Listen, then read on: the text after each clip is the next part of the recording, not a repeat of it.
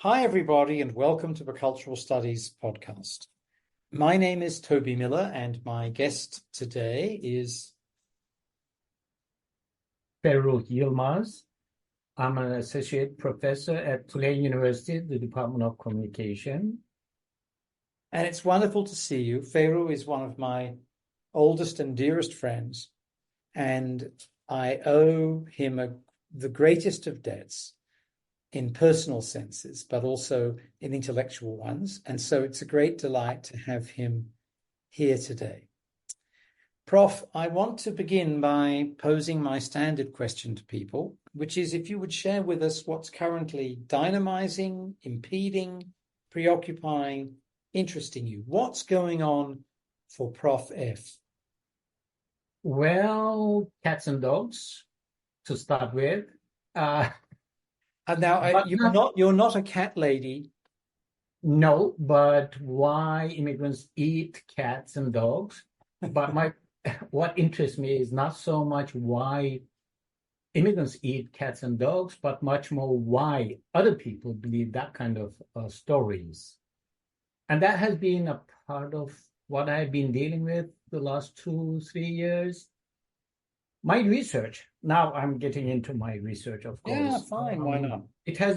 I've been trying to understand how the far-right populists have been so successful in changing the way we think about society, social divisions.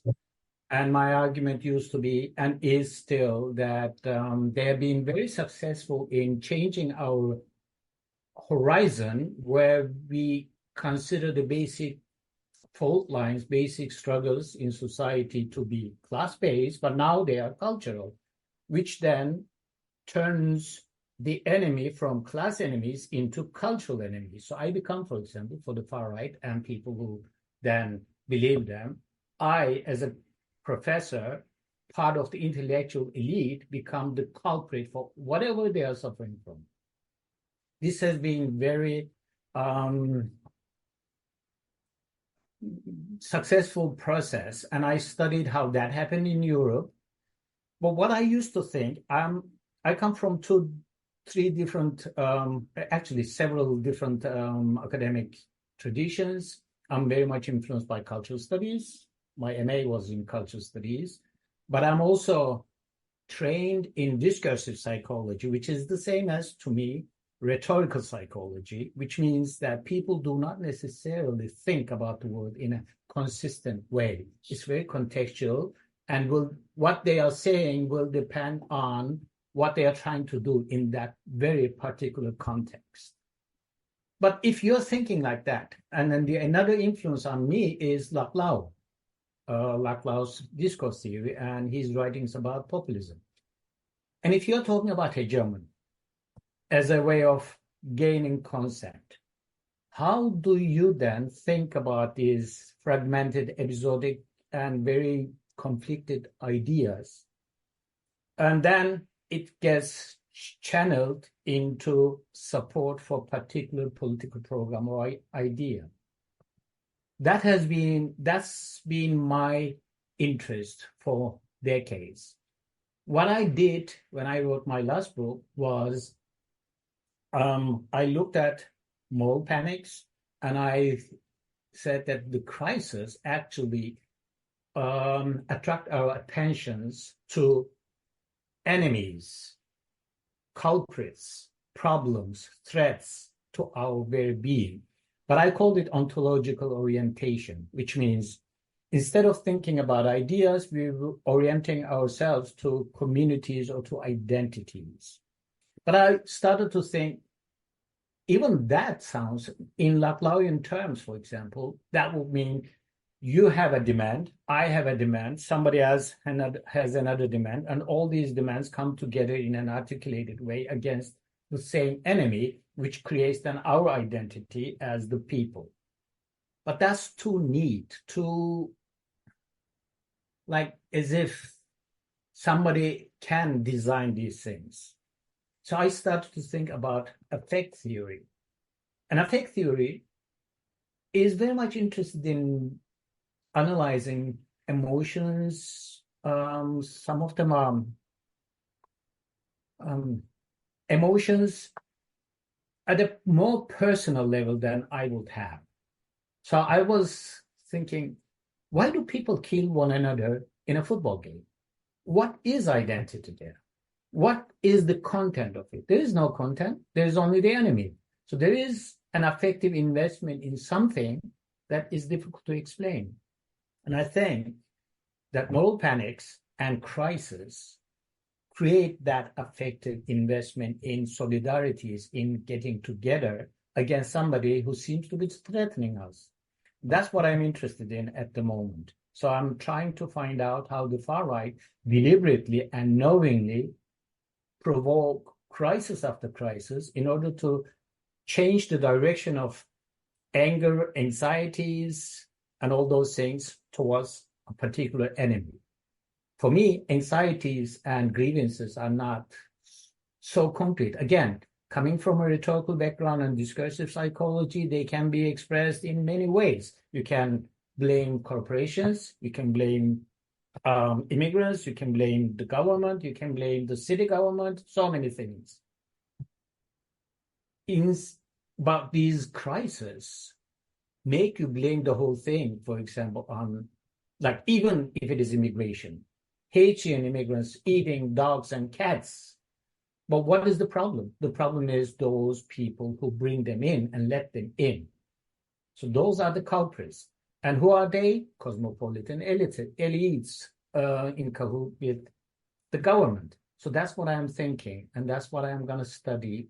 And I want to write a book if my life extends that far. And you referred to earlier work, and I guess this is the book, How the Workers Became Muslim. Yes. And I'd like it if we could talk a bit about that Okay. book. And you have many subjectivities, many identities. You've already mentioned cultural studies and discursive or rhetorical psychology. But another one is that you're a Dane. I don't have identities. I don't have culture. I mean, I used to say culture is like fart. It has a smell, but it doesn't have a substance. Nice. And I think of identity in the same way. Very good. I think you have a Danish passport. I have, but then American too. So the book is in part about a process of creating the other in Danish society. Yes. It's not only about creating the other. It is a process that has always been in place. But what happened is, I think, turning guest workers or immigrant workers into Muslims changes the way we imagine or think about society, what brings us together and what divides us. So when guest workers and immigrant workers came into country, they were workers. They may have been Muslims. They did weird stuff here and there. That's their problem. I didn't like it. But still, we could fight together in workers' unions, in union movement. We could work together against the employers, against the capitalists. And if the government was in helping them, we could fight the government. But when the problem is cultural, and it's the culture, that cultural threat that somehow subverts, undermines our social bonds, cohesion, then things change. Who is the culprit? Not capitalists anymore. So it's not about creating Muslims as the other, but by making immigrant workers into Muslims, you are creating a threat that is cultural. And then solidarities and our understanding of society becomes cultural. That's what I was interested in. So this prevents class solidarity. Yes. And if you notice, in a lot of European countries, even in the States, a lot of working class people have shifted to the far right over this question. And social democracy no longer is considered to be representative of the working class interests, but educated elites. And that is, in fact, entirely true. The other thing that's happening in some European societies is that social democratic parties are going to the right on immigration. That's how it happened, because once that is the only thing we talk about, and that's the thread, and you see that voters are moving to the right, you start talking about it. If you follow the immigration debate in the States right now, they are actually this cats and dogs things right now. It's about provoking crisis around immigration. What do Democrats do? They jump on it, and they have to talk about it because they know people are talking about it. So how do you compete with people who present it as one of the biggest issues of our times? You say, no, this is not a problem, or do you become silent? It's really difficult. What they do is like, no, we are hard on immigration. We are gonna deport. Right, and the other thing, which I think was an error in Hillary Clinton's presidential campaign, is to make fun. Exactly. Of these right-wing working class people. I actually, when I teach, I show a video of her campaign and Obama's campaign, the differences. Obama's campaign was very much based on people, hardworking people. Hillary Clinton's campaign was very much based on or focused on culture and cultural differences, which is why she called them deplorables. I think that's what the word she used. So what do you do if you come from a working class background and you support Democrats because they used to represent some of your interests against Republicans, but now they don't because they look down on you. They don't like you. They see you as these rednecks or uneducated masses or whatever.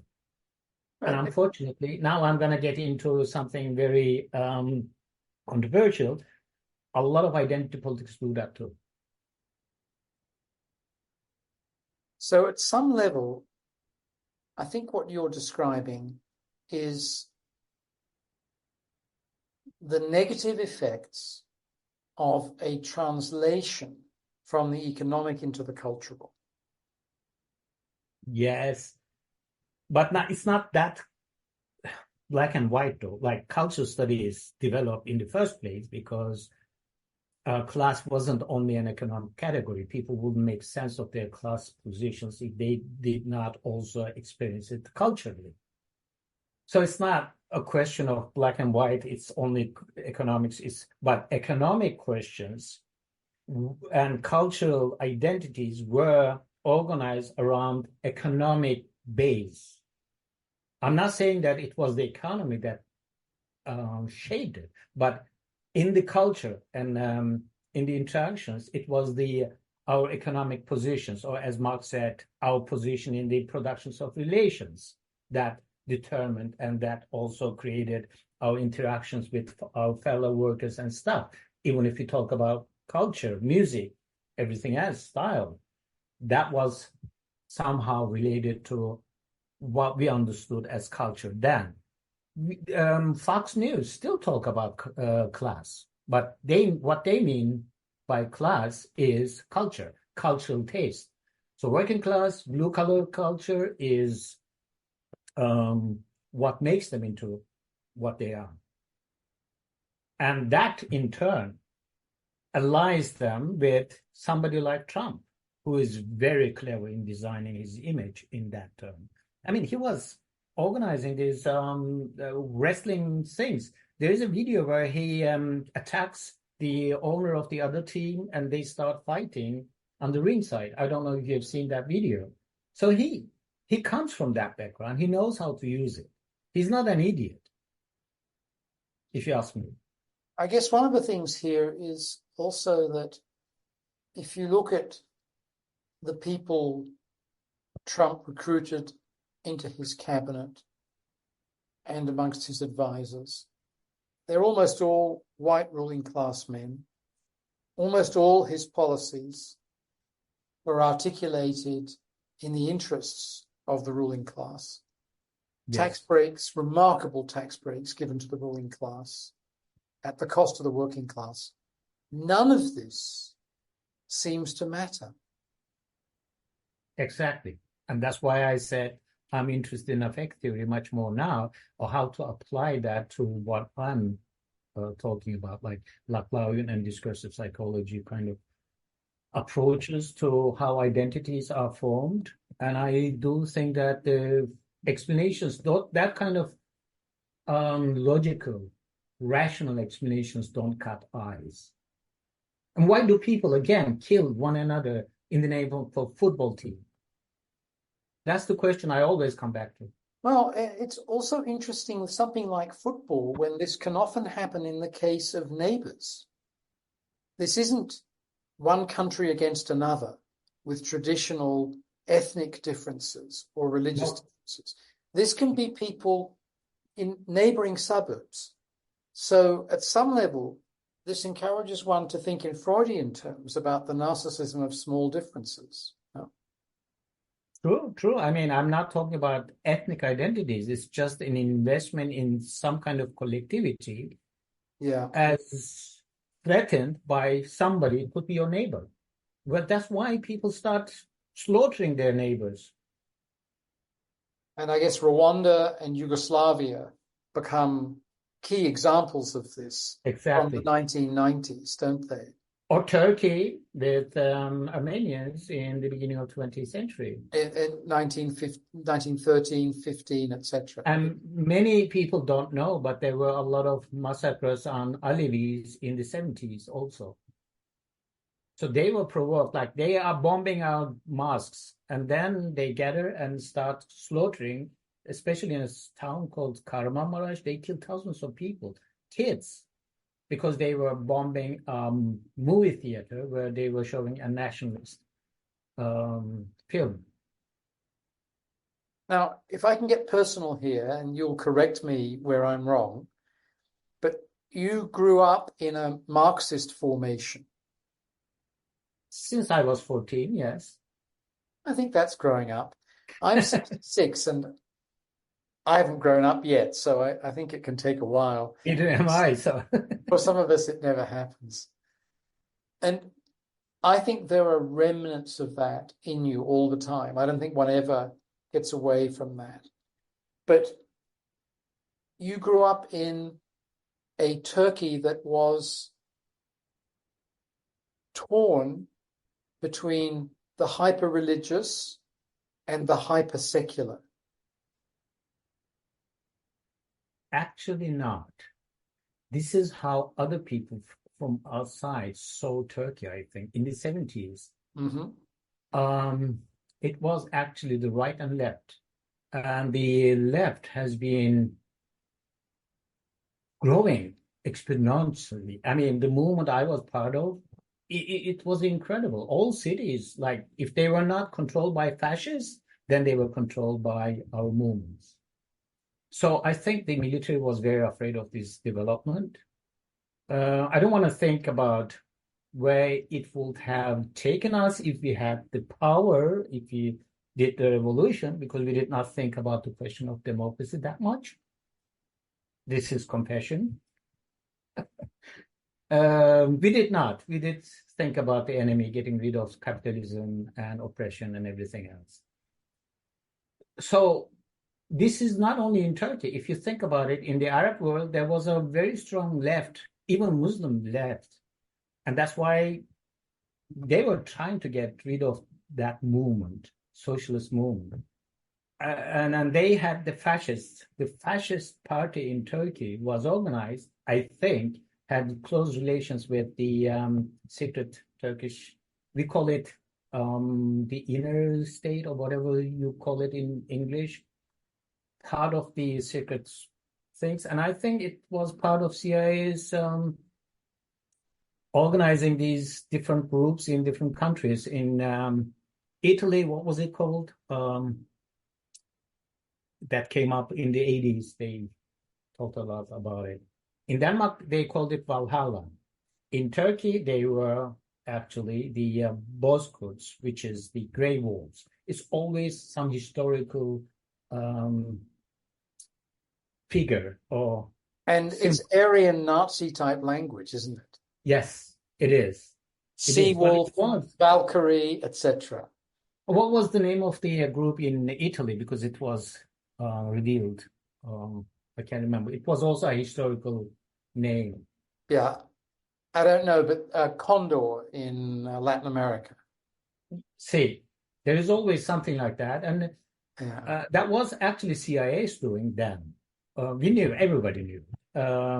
In Turkey, they were very successful because they were able to organize among young people. Again, if the country is polarized, young people go either this way or that way. Why did I end up with the left? Because I read a book and the fascists were harassing me for reading that book. And the left young people were defending me. It's actually very arbitrary in that sense. Yeah. Here in Spain, Peru, there are cities where you can walk down the street and people have daubed on the wall, "Death to Reds." I mean, this is really like the Cold War, but of course, in this case, it's because the Civil War here never really ended. Just as the Civil War never ended in the United States, it's even more present here. I mean, there are people my age who were enslaved and tortured by the fascists, and before the dictatorship ended in the late 70s, whose bodies bear the marks. Many more thousands of people killed here than in the fascist dictatorships in Latin America. Infinitely, right? And even Americans. And one of the remarkable things is that part of the force of the far right, it's called Vox here, right? Yeah. Is young, wealthy people. Oh. I see them on the street. It is not the working class turning against social democracy. They appear to have gone back to social democracy. It is the children of the ruling class recreating themselves with an ethno-nationalist, crypto-fascist memory from well before they were born. I'm surprised, I must say, because the Turkish fascists were just like us. They were working class people, or like poor people from villages, from our neighbors. So we couldn't. These things can vary so much, and Spain has a lot in common with other countries in Europe, and a lot that's really different, right? Really, really, really different. But in any event, enough of Spain, much as I am fascinated by a country that I'm only just beginning to understand. Back to Denmark, if I could. And so you have a very multicultural, very international experience. You've done all sorts of things. Like me, you came to be an academic later in life than most people. What was it like for you arriving in Denmark as a young man and being somewhat different? Actually, I mean, that it's different, so it's not a big deal. And I was happy that I ended up in the new left environments. Yes, that was formative for you, wasn't it? It was very much. For example, my respect for feminism, my respect for democracy and democratic traditions, they all come from the new left movement in Denmark. Yeah. As I said, we did not think much about it in Turkey. They do now, but not in the 70s. It was mostly about fighting the fascists and the system. So I lived like 1 year after I moved to Denmark, I moved into what we called collective commune, which was new left, not the Soviet or anything else, but new left that was very similar to European left. European communism kind of stuff. Berenguer and Yeah. so on. So they gave me a sense of community. So I wasn't, and also military coup happened right after I moved, 1 year after. So we were fighting military regime in Turkey, in Denmark, trying to make people aware of it. And that also meant that we established a lot of contacts with parties, groups, friendships, a lot of stuff. And we had a committee called Turkey Committee. Most of the people in the committee were Danes, actually, from either parties or individuals. So it created a sense of community for me. Fantastic. A sense of purpose. So, fantastic. And what that showed was that one can have political commitment outside identity. yes. And it becomes an identity, but not as people understand it. I mean, right. I'm part of a movement. I mean, I never felt foreign or something else in those communities, to be honest. Yeah. What about Britain? Britain, I went to Britain. The longest time I stayed in Britain was in 2000. I was already in academia. It was after my first year in the PhD program. It was 2000. So Britain has a different. It was the first country I ever went to from Turkey. So it has a place in my heart. Right. Yeah. Very much. I love London. And one of the reasons why I love London is its multiculturalism. I love going to Whitechapel, for example. Brick Lane, before it became this hip place, it wasn't hip in my time. I don't know if you know Brick Lane. It's next to Whitechapel. Anyway, so I love London, but I went there and I stayed there a longer time as an academic. And all of the times I stayed there, actually, the first time it was my master's, to 1996, 1997. I did my master's at Goldsmiths College, Cultural Studies and Media and Communications. Yeah, I forgot about that part. Where I also worked part-time at the BBC World Service. Yeah. And I lived in South London. I always lived in South London for some reason. And elites of the British elites, intellectuals elites, don't like this southern parts of London. I don't know if you know that. They don't. Most of my friends, academic friends, live on the north side for some reason. Anyway, so Britain has that for me. I mean, but I wasn't an immigrant there as such. It's a different world. What about the United States, where you were an immigrant and where you've lived on and off, but mostly on, for over a quarter of a century? 25 years, yes.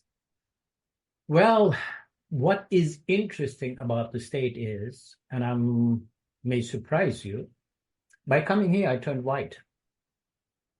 They look at me and they think white because of their understanding, their conception of racial categories is different than Europe. In Europe, those categories are much more culture bound.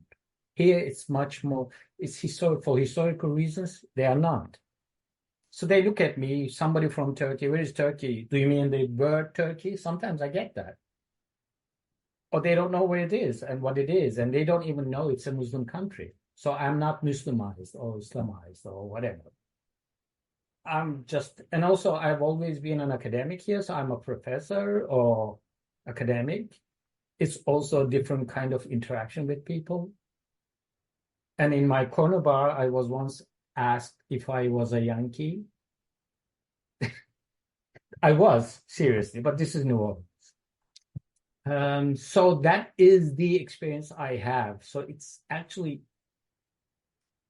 it may sound controversial, but it's nice to be white in the sense that you don't feel that oppression all the time on your body, that stress. What I mean is, I feel the racism here in a different way, in an opposite way. It relieves me from my racial identity that as I have been seen in Europe. So that was something you did feel in Denmark. Of course, I was I mean, the book, How the Workers Became Muslims, is also a story about me. It is. So I would go to a bar and I will try to flirt with a woman next to me, and she will say, I'm sure you have a wife and 5 kids at home waiting for you. Why don't you go to them? I don't hear that kind of stuff here. For those who've not been to a bar in New Orleans with you, and New Orleans remains still a predominantly African-American city, Yes. if not in political economic terms, then in demographic and cultural ones. Yes. You are a barfly in the best sense. You love going to bars occupied by a wide variety of people and just chatting and getting to know people. You are, in amongst all your many other identities, what is it called sometimes a naive inquirer. You really want to find out about people and what matters to them. True. And also, I'm not culturalized in the sense that I'm not like high culture person. When I worked as a journalist in Denmark, in order to make myself okay, I learned a lot about wine, a lot about films, how to talk about films, even though I didn't smoke afterwards. But we would still go to a bar and talk about the movies and about the art, about the director. I don't do that kind of stuff anymore. If I talk about movies, I talk about the stories, how they relate to the political reality, or it could still be academic, but in a completely different way. I understand, yes. So tell us about being a journalist in Denmark. I mean, presumably when you first went there, you were still learning Danish.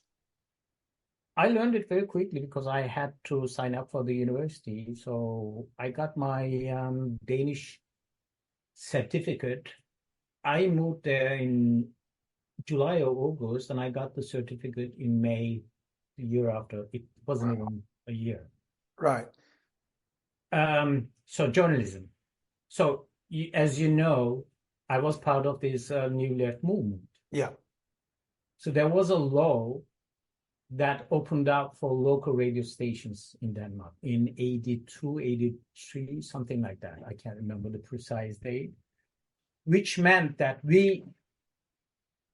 our group set up a local radio station in one of the neighborhoods in Copenhagen. And as I was part of that group, and I made radio programs on that station for Turkish immigrants, Turkish and Kurdish immigrants, but in Turkish. And one of the reasons for we did it is also, again, fight the military regime in Turkey. But also, we had a lot of guests. We talk about music, we talk about life, so that was journalism, not professionally, but as an activist. And then there was because I had this experience with radio, I got a job in the Danish broadcasting company as a news journalist, and they trained me too. So I don't come from our journalism schools, but I got trained by the journalists and by their internal courses, training courses in the Danish broadcasting company. And then from there on, 10 years, journalist. We're in what is often thought of as a crisis for journalism. I know it's not what you teach or study, but what's your take on that? I actually don't know. I mean, I can see here in the States that many people don't read. I think one of the good resources for it is my friend Reese Pack, who wrote about Fox populism. He's also talking about tabloidization of the media, and then that was one of the ways in which they could stay relevant.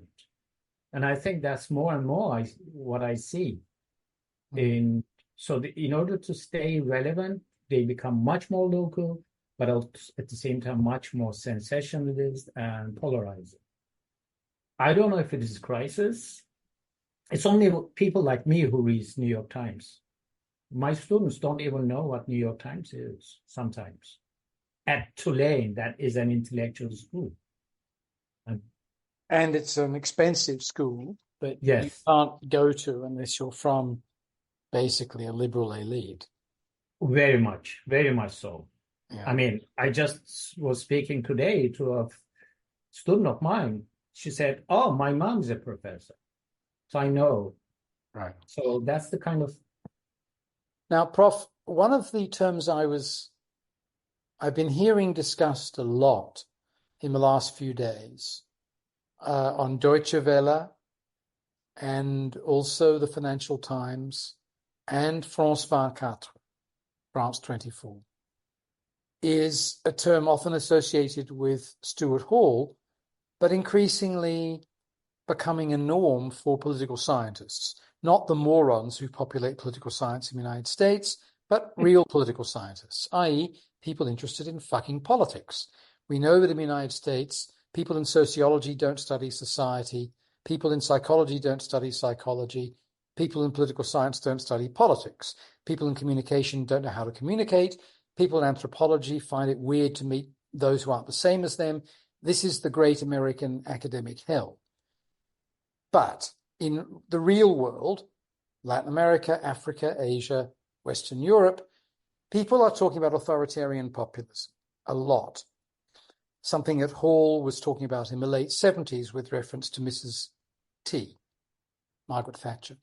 Now, what interests me in all of this is that populism in the United States has a great history. Agricultural populism in the 19th century. Left-wing populism at many points in its history. In Britain just recently, Jeremy Corbyn, a wonderful populist in lots of ways. Populism is one of the things you're an expert on. It's one of the things I've tried to be an expert on, but keep failing. What the fuck is it, Prof? Oh, I mean, whatever I say, somebody will challenge it anyways. Of course. I mean, it's the most typical formulation is that it's a political style. It's more like me. I call it political rhetorical strategy, not so much something, but strategy that tries to polarize a society between the elites and people. So if you see it that way, you won't see any political content to it, which means that it could be a strategy that divides society in different ways. Like the Danish Social Democratic Party was actually very populist in the 30s, 40s, especially 40s. They adopted the slogan, Denmark for the people, in the 40s. It's populism. What they were trying to do is to create a party not only for the working class, but for all oppressed people against the system. So populism can be anything in that sense. As long as it's antagonistic, there is an enemy that threatens the... Can be. But isn't it also saying at some level that its spokespeople incarnate the population? They express the population, that formal notions of sovereignty fail to do so. So they say. But again, with my approach to how people think about the world, which is very episodic, fragmented, conflicted, how can you represent that? And also a complete constructivist in me will say, no, political is ontological. That's Laclauian thing, which means that they do not represent, but they do constitute the very thing they claim to be representing. And they do that. That's why I call it rhetorical strategy. They do that by creating crisis around certain issues and groups.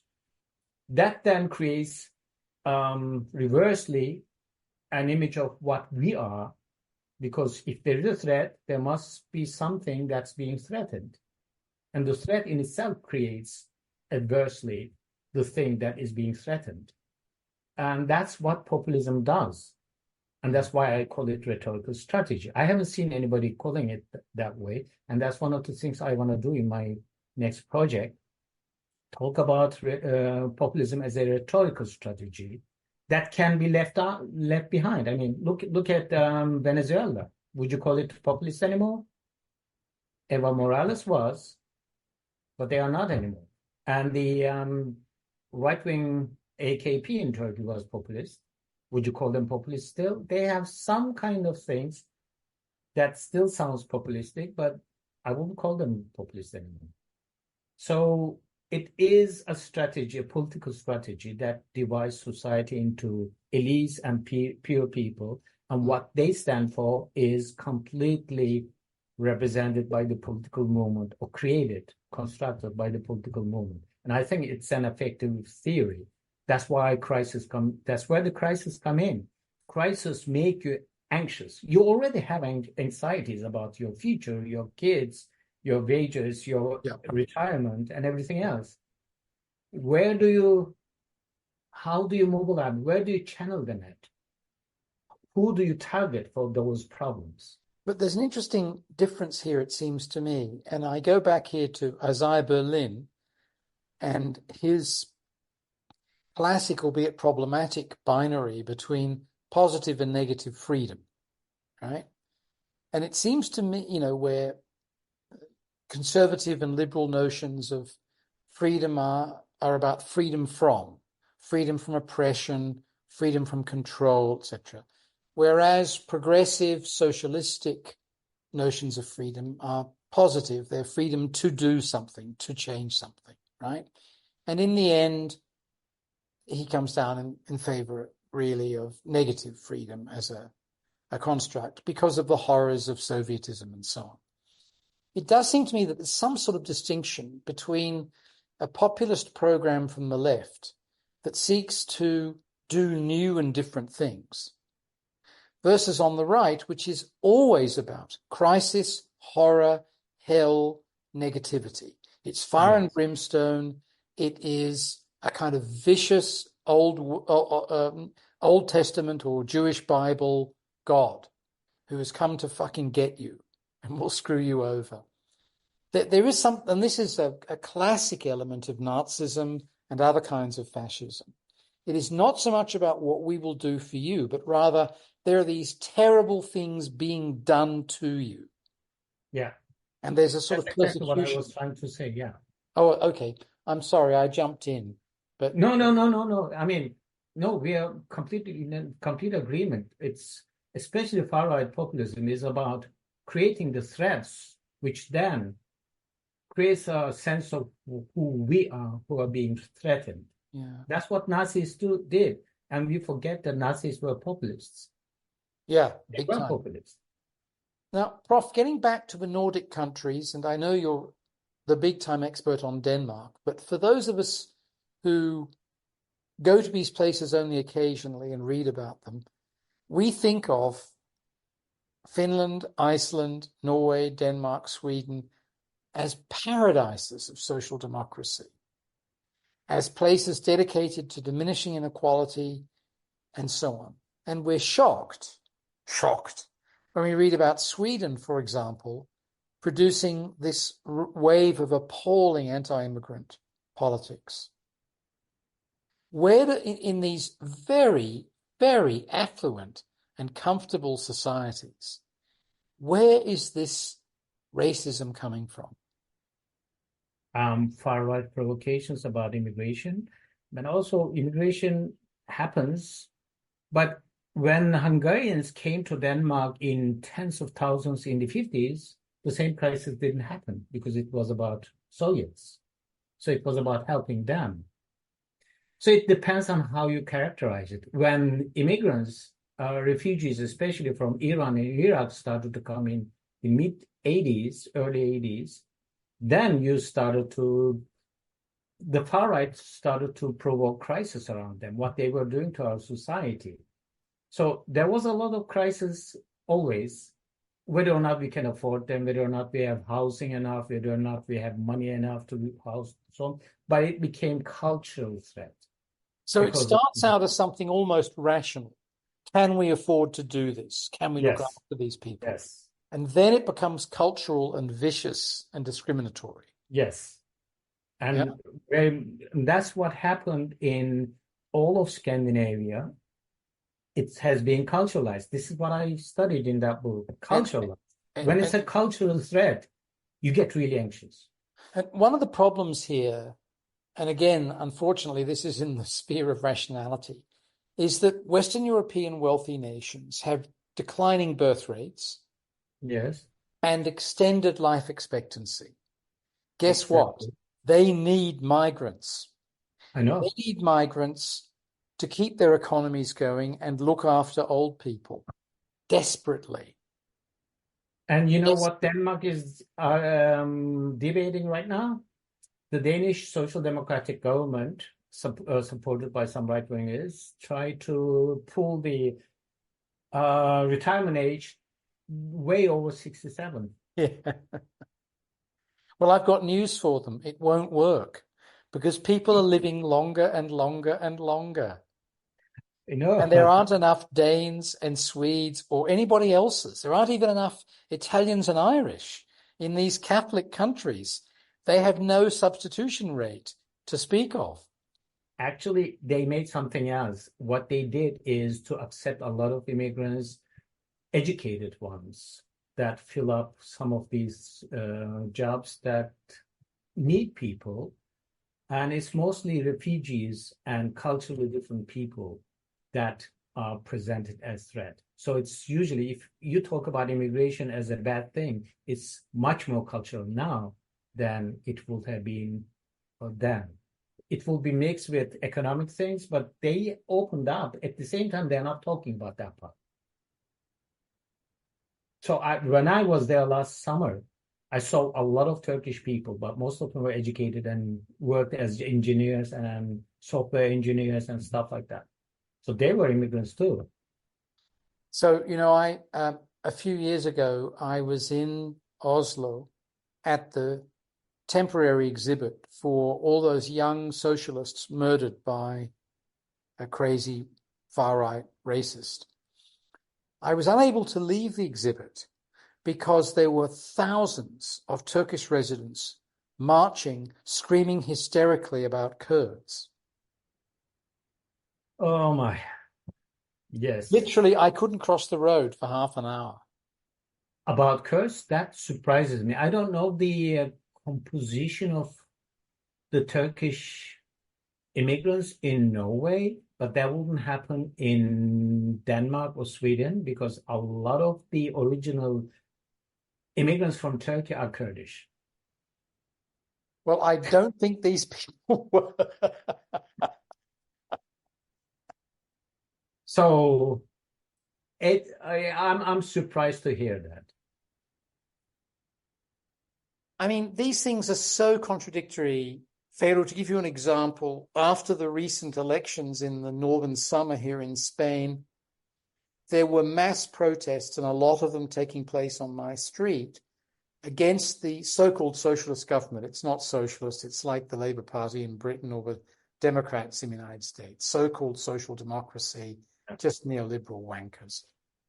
And there would be huge marches by the far, far, far right and the conventional ruling class against these ruling neoliberal social democrats. At the same time as there were similarly huge marches in support of Gaza and Palestine. And some people would be walking down the street with a Palestinian flag over one shoulder and a Spanish flag over the other, which essentially means you're a fascist. If you walk around with the Spanish flag, believe me, it means you're on the far, far right. So there was some bizarre interconnectedness in ways that in the United States would be inconceivable because people in the US are so simplistic, but is absolutely possible here. I know what you're talking about. I've seen it in Germany. I mean, they complain about racism against themselves, and then they are racist against Kurds, Alevis, or now Syrians or Arabs. Well, they took in maybe 1 million Syrian refugees, right, a decade ago. Yes. And now, and the interesting thing is, in these recent elections in Germany, everyone said, oh, it's all the fault of the old East German working class. It's not. It's young people. In France, it's young people supporting Le Pen. Because what does Le Pen say? 1, no taxes until you turn 30. Sounds nice. 2, we believe in environmentalism. These are 2 things young people like. They don't want to pay taxes. They love the environment. There are all sorts of complexity, even though this is all a lie on her part, of course, there are all sorts of complexities at play that confound the way simple-minded Marxists like myself operate. My vulgar assumptions don't help, but cultural materialism does. But you've got to get away from a Marxist perspective based in class formation or economic life. Correct. I mean, again, having some rules in Laclauian approach to that, class is also cultural or culturally constructed, a category. So it's not like just because you work for some capitalists, you do not see yourself as working class. And if you didn't have institutions and a consciousness around it, you wouldn't have those institutions. I mean, you might see the next worker as your competitor. Instead of solidarizing with him or her, you could fight one another. But a consciousness develops through cultural practices. This is what cultural studies is about. As you said, cultural materialism. I don't call it cultural materialism, but it's cultural studies for me. So that's how class. For those who are not familiar with the theorist that we're talking about, it's Ernesto Laclau, Argentine social theorist, philosopher, who passed away a little while ago. This week, I inaugurated a new master's degree in public anthropology here in Madrid. And one of the people who came to my talk was an Argentine, and she had on her bag, a badge of Evita. Oh. And I said, does she still speak to you? Someone who died 70 years ago. Oh, absolutely, yes. And I said, I want to ask you something. So I've spoken to lots of people, including Laclau from Argentina, asking them, what is Peronismo? Right? Evita Perón's husband, Juan Perón, former president of Argentina, and who still casts a massive shadow of politics there. I'm saying this for the audience, not for you, Prof.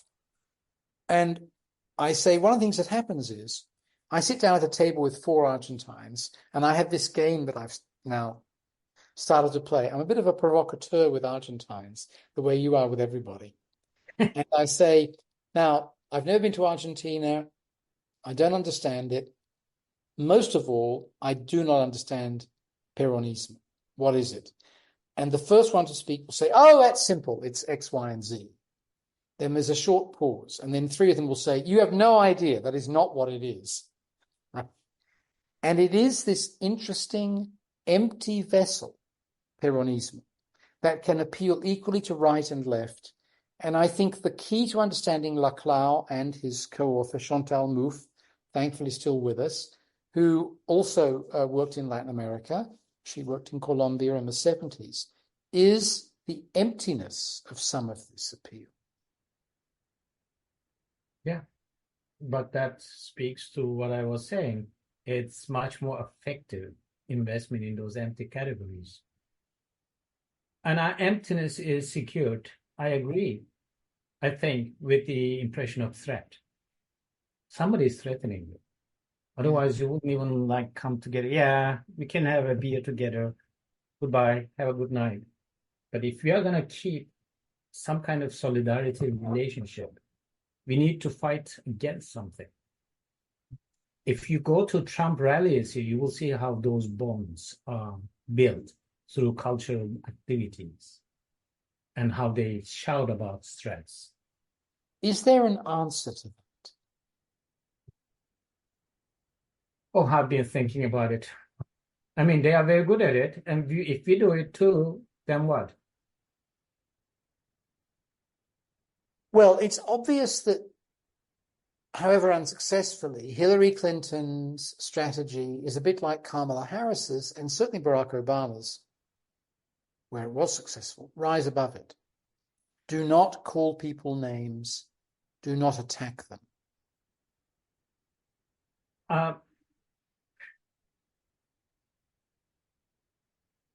It depends. I mean, Kamala Harris is doing it, and I do think that it's working for her. If you talk about it, Bernie Sanders was a good populist. Yes, wonderful He example. was galvanizing, and he was speaking to emotions as much as their rationality. But he was talking about all the evil corporations, evil capital. He didn't use the word capitalist, but it was the people against some kind of elites. So I can say Bernie Sanders would be a good example. You know, I don't know if I told you this, but I had a taxi ride with him once. Oh, quite a long one. I think you did, but I forgot about it. And I also know people who've worked with him on his Vermont campaigns. And when he was a socialist mayor, overtly socialist, used that language. And the people I know who knew him in Vermont would go and talk to like good old boy, right-wing, redneck, cracker, whatever epithet one uses for working class, perhaps rural men who are white in the US. And they'd say to them, doesn't it bother you that Bernie's a socialist? They'd say, I don't know what that is. He comes and listens to me. Exactly. And there is no rationale to do it except that he takes them seriously. They feel a presence. And what happens when left identity politics say to poor taxi driver, you are privileged? And I did once have a Russian opera singer for a taxi driver. Say it I did again? once have a Russian opera singer star as a taxi driver. They can be privileged culturally. No, but well, I mean, in my corner bar, where you have been a couple of times, there was a taxi driver who was saying he doesn't want to retire. If he retires, he will, and if he gets sick, he will commit suicide. That's what he was saying, and he's Republican now because he felt that people were looking down at him. Yep. Well, and they are. It's true. Exactly. So Bernie Sanders is not doing that. Absolutely not. In this taxi ride, as I say, 30 or 40 minutes, when he was already a senator and already famous, but before he stood for the presidency, he spent the whole time asking me about me. Exactly, yeah. And even though I'm a very boring person, my answers were far from thrilling, he showed a genuine interest, and there was nothing in it for him. Nothing. Well, maybe it's also personality. I don't know. Look at Trump. I think that's different. That's a narcissism. Yeah, I know, but doesn't show an interest in others, but does understand others. It's narcissism as a personal level, but again, he is the one who is fighting the owner of the other team on the ringside. Yeah. Or standing in front of burgers and receiving a football team, American football that is, with burgers and saying, this is what we do. Yeah, I think he must have read mythologies and other Roland Barthes works. So, Prof, I had one more question for you, if I may. And then what Okay. I'd like to do to bring things to a close, if you're in agreement, is to invite you to add anything you wish to what we've discussed or introduce new material, should you prefer. Yeah? New material? I can't think of. The only thing I can think of is, again, what I've been thinking about is in all this we discuss, culture and cultural resources are important. When I look at the TV series and then even advertisements, I see a lot of the right-wing populist themes. I think Yeah. they are very, we don't recognize them as such. I do because I'm working on it. They are also helping. They would not in and by themselves help. And those are the themes that could even be channeled into a left-wing populism. But as things are now, so why do we have all these superheroes in the movies? That's one of the questions I ask. Why do we have sci-fi movies where it's always some kind of authoritarian kings, and even the good ones, even the Star Wars is like that. I know that Star Wars fans hate me for saying this, but if you look at it, it's not about democracy.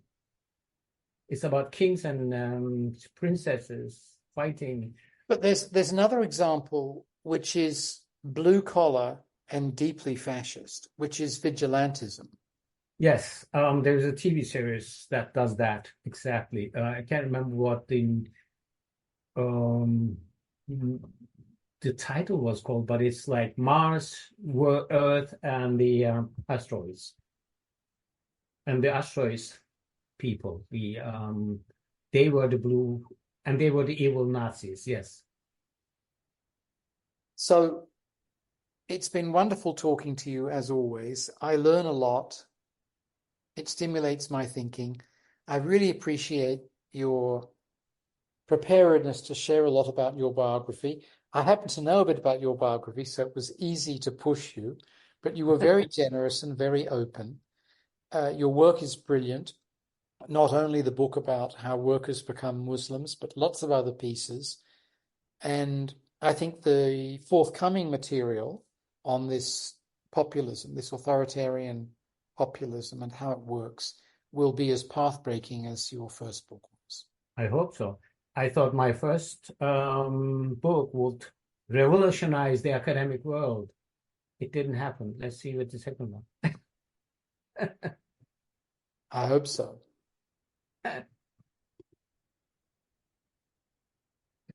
Bye-bye and thank you. Are you stopping the recording now? I am.